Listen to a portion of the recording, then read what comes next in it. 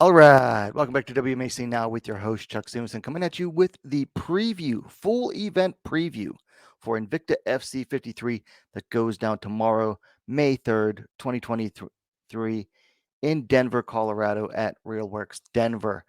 We've got 7 all women's mixed martial arts bouts coming to you, capped off by an atomweight title bout between the current champ, Jillian Decori, and the challenger, Hayani dos Santos. We've got 7 bouts coming. All of them look pretty good. Let's get down into it. So first up, we have a flyweight bout.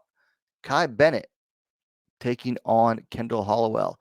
Kai Bennett making her Invicta debut, I believe. Yep, Kendall Hollowell has fought for Invicta before. Let's go ahead and take a look at the stats here. Cobra Kai coming in at 2-2. Hollowell, the Crocodile, also coming in at 2-2. Looks like Bennett's coming in off of a win almost 2 years ago in LFA. Before that, had a decision loss in Bellator. Hollowell coming in off of 2 straight wins via TKO a year ago, and then looks like a month later, 11 months ago, defeated Emily King, friend of the channel, via submission. No age available for Hollowell. Bennett is 25 years old. Looks like Hollowell is going to be slightly taller at 5'4" to 5'3" for Bennett. And Hollowell has the reach advantage as well. So I'm not too familiar with either of these ladies. I mean, I know Hollowell's fought for Invicta before. That was over 2 years ago. Bennett, I can't remember seeing her fights, but you look at her record on Tapology, all what 3 of her 4 bouts came in Bellator. So, and she even has a fight against Stephanie Geltmacher, Invicta veteran. So, I don't particularly have a pick for this one. Neither lady has been exactly active lately. Almost a year for Hollowell, almost 2 years for Bennett. I'm just hoping we get a good one in the flyweight division. Next up, we have the graphic says a strawweight bout, but everywhere else, including Invicta's website, lists this as an atomweight bout. We'll see. Anyway, we have Alessandra Figueiredo taking on Flor Hernandez. Figueiredo fought fairly recently for Invicta and put on a really good fight, really gritty fight. Showed some really nice striking. Hernandez making her Invicta debut. Taking a look at the stats here, Lily Figueiredo coming in at 5-2. Campion coming in at 4-0, undefeated. So, like I said, Figueiredo coming in off of a win over Marissa Messer-Belancia 3 months ago via split decision in Invicta. Before that, suffered a technical decision loss up in Canada. Hernandez, of course, undefeated. 2 of her bouts come from, I believe, Naciones, and her next 2 bouts, most recently, she won by armbar in Budo Cento Championship down in Mexico. No age available for Hernandez. Figueiredo is 25. Looks like Campion is 1 inch taller at 5'2" to 5'1" for Figueiredo. No reach available for Hernandez. Although it looks like Figueiredo has a particularly short reach. So this should be a good one. I haven't had time to look up for any of Hernandez's bouts. Hoping she comes in good. Looks like she started out making winning decisions, but then her second 2 fights, she's finished via TKO and then submission. Figueiredo, not exactly a finisher, but a pretty exciting fighter. If you've watched her fight against Messer-Belancia, she can strike. So I'm really excited about this one. Still not sure if it's strawweight or atomweight. I guess we'll find out on fight night. Then we have a flyweight bout. Lyann Perez taking on Elise Pone. This is one I'm looking forward to. especially after Pone's last fight, where she just brought the meanness out in her. And Perosian, I'm waiting to see if she can turn things around. She's having some bad luck so far in Invicta, but I don't think it's too late for her to turn things around. So looking forward to this one. Lee coming in at 8-5. The piece Pone coming in at 2-1. Perosian coming in off of a loss to Christina Williams via submission 9 months ago. Before that fought, excuse me, less than 2 months before that, picking up a split decision over Janessa Moranjan.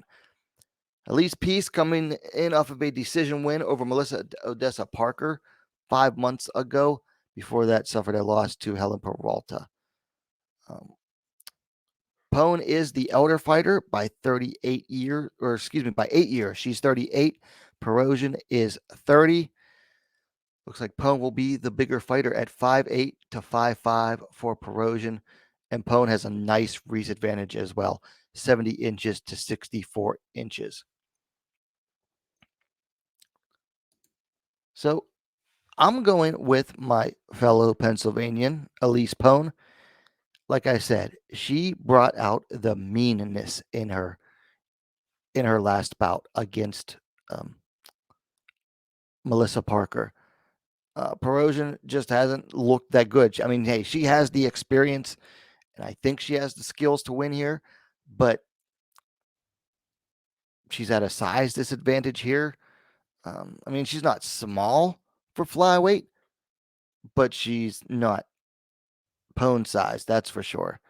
Definitely has the reach and height disadvantage here, which is going to help Pone. Although Pone likes the clinch, which kind of takes away from the height and reach advantage. So that makes things a little bit interesting. But yeah, I'm going with my fellow Pennsylvanian, Elise Pone.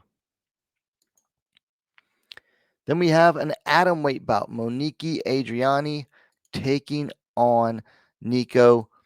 And I'm still not sure if it's pronounced Geraldo or Geraldo. So I apologize for that. Should be a fun one. Another fighter making her Invicta debut as well in Nicole Geraldo. So Monique Adriani coming in at 5-2, at 5-0. Adriani's coming in off of a win over Paulina Granados a year ago. So she hasn't fought in a year. Before that, dropped a decision to Loma Lookbumi, and that was almost 4 years ago. So not exactly the most active fighter. Whereas you look at Nicole Geraldo, I mean, all of her fights have come within the last 2 years. Most recently, she fought 4 months ago, picking up a decision over Yannick Vidal. And it looks like, is that Lux? Yes, all but one of her fights so far have come through Lux Fight League. She debuted for Combate Global and then has been fighting down there in Lux. And Yannick picking up a decision win over Yannick Vidal. It's not exactly easy. Nicole is the younger fighter at 24 to 32 for Adriani. They are about the same height, 5 feet 3 inches. No reach available for Nicole Geraldo. Adriani coming in with a 65-inch reach.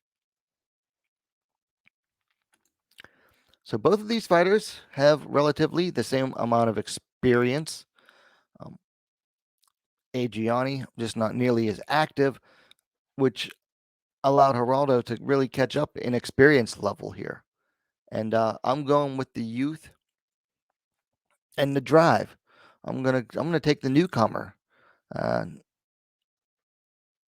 Nico Geraldo. So I'm gonna go with her over the Brazilian.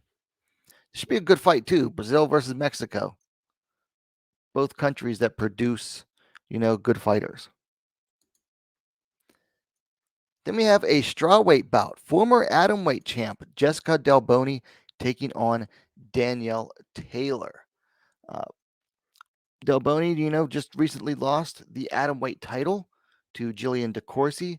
Looks like she's going to try her hand up at strawweight rather than try to go for the atomweight title again, which makes things interesting. And then on the other side of the cage, you got Dynamite Danielle Taylor, who has not been doing good lately in her career. Looking at the stats, Delboni coming in at 12-4, Dynamite Danielle coming in at 11-8. Look at the disparity in recent fight experience here. So Delboni lost via submission to Jillian Decori 7 months ago, had 2 wins before that. Whereas you look at Danielle Taylor, she's lost 4 out of her last 5. Most recently, suffered a split decision to Carolyn Gallardo, which, if I remember correctly, was a questionable decision. So credit to Danielle there. That was a questionable decision against the Combate favorite. And before that, she dropped a decision to Liz Tracy a year ago in Invicta. Delboni is the younger fighter at 29-33 for Taylor. Delboni just slightly taller than Taylor at 5'1" to 5 foot even.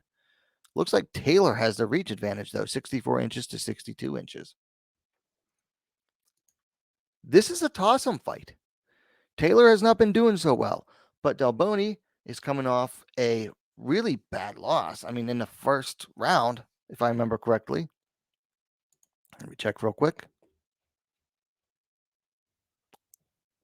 Yeah, in the first round, got submitted, lost her belt, and now she's trying to move up in weight against a very experienced fighter. I mean, a UFC veteran here in Danielle Taylor. This could be, just the type of opponent that Delboni needs in her strawweight debut. But things could also go very bad. I'm always interested to see which Danielle Taylor shows up. If the Danielle Taylor that fought Montserrat Ruiz shows up, we could be in for a good fight. But if it's the Danielle Taylor that fought in the UFC, this could be a long fight. This could be a long, boring fight. I'm hoping that Dynamite Danielle Taylor shows up, and I'm looking to see what Delboni offers at strawweight. Then we have the co-main event in the bantamweight division. Former Bellator featherweight title challenger Olga Big Bad Rubin taking on Claire Grizzly Guthrie at bantamweight. Rubin doing not too bad since moving down to bantamweight from featherweight and getting released from Bellator. And Claire Guthrie, she's on a nice win streak right now. So a win for either of these two could see them propelled towards the UFC. So Big Bad Olga Rubin coming in at 8-3. Grizzly Guthrie coming in at 5-1. Look at that nice win streak on Claire Guthrie. That goes back 4 fights and 2 years. Most recently defeated Autumn Norton via decision 3 months ago in Invicta, in a fight that I did not pick her to win. So credit to Claire Guthrie on that. Big Bad Rubin is, like I said, she's 1-1 so far in Invicta FC. Dropped her debut via split decision to Tanisha Tennant, but then picked up a nice decision win a little over 2 months ago against Serena De Jesus. Rubin is the elder fighter at 33-27 for Claire Guthrie. Look at the size difference here, the height difference, 5'9" to 5'6". Guthrie giving up 3 inches in height. However, look at the reach, 70 inches for Guthrie to 69 inches for Rubin. So Guthrie got those long arms. This should be a good one. Guthrie is surging right now. She missed her chance to get in the UFC on the Ultimate Fighter. She was fighting at flyweight, but I think she's actually found a good home for herself at bantamweight. And Olga Rubin has been doing pretty well since coming down to bantamweight. I mean, going to decision against Tanisha Tennant in a very bad stylistic matchup for her, and then picking up a nice win against Serena De Jesus. Before that, she had a win in Octagon in her bantamweight debut.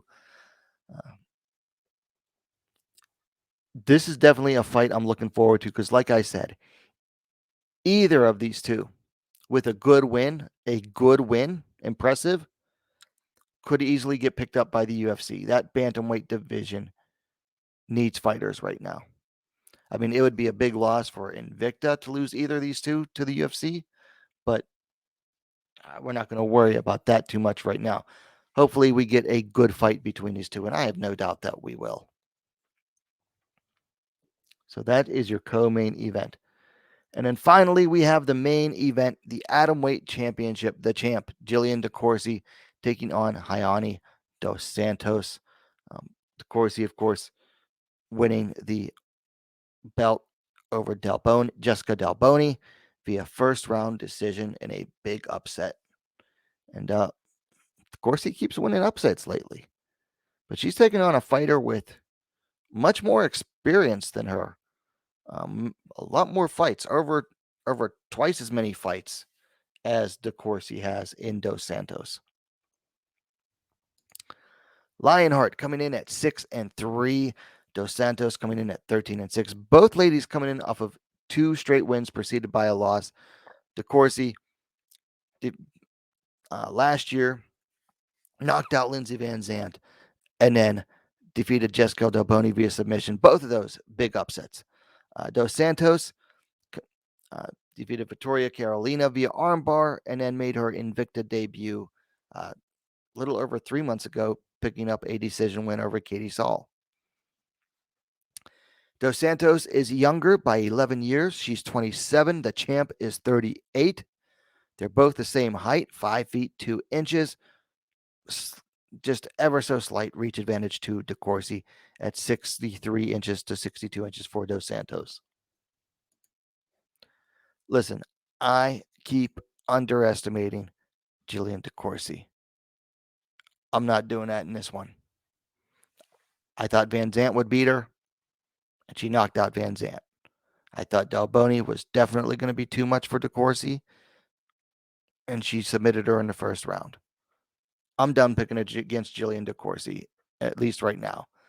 Yeah, Dos Santos has a lot more fights to her name, but you combine all of those fights, and they're barely as good as, the 2 wins for Decori against Van Zandt and Delboni.